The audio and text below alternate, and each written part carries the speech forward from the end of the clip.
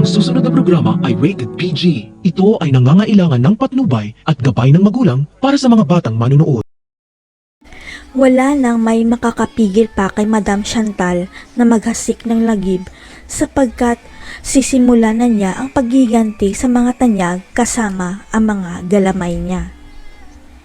Lumantad na rin si Nushi G kasama ang trusted niyang hitman na si Gilbert na makakatulong sa kanila para mapabagsak ang mga tanyag at mabawi nila ang Apex Hospital.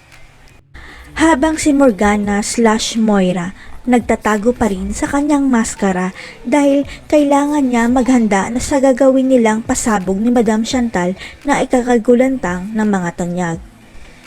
Si Nushi G ang inatasan ni Madam Chantal na itrain ang anak niya para maging handa ito sa nalalapit nilang misyon laban sa mga tanyag at magiging bodyguard nito si Gilbert.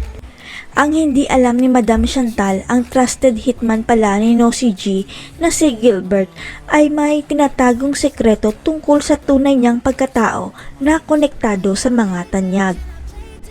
Pero hindi ito inalam ni Nushi G dahil wala siyang pakialam sa personal na buhay ng ibang tao lalo na kay Gilbert at yon ang malaking pagkakamali niya sa buhay niya. Sapagkat masisira ang plano ni Madam Chantal na mapapagsak ang mga tanyag sa oras na malaman niya na si Gilbert pala ay isang tanyag dahil si Doc RJ ang tunay niyang ama. Kaya pala may sasabihin sana si Gilbert tungkol sa Apex nang marinig niya ito kay Madam Chantal kaya lang naudlot dahil may sinabi si Daphne tungkol sa suspensyon ni Zoe. Ang hindi nila alam na sa Apex pala ang kapatid ni Gilbert nagpapagaling at isang tanyag ang tumulong sa kanila sa kalsada kaya magdadalawang isip si Gilbert sa pagtulong kay Nushi G.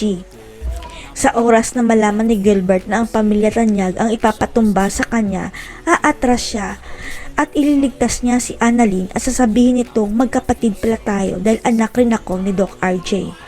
Masisira kaya ang plano ni Madam Chantal dahil sa pagbaliktad ni Gilbert? Ano kaya magiging reaksyon ni Doc RJ na anak niya rin pala sa labas si Gilbert? Abangan. Play with me like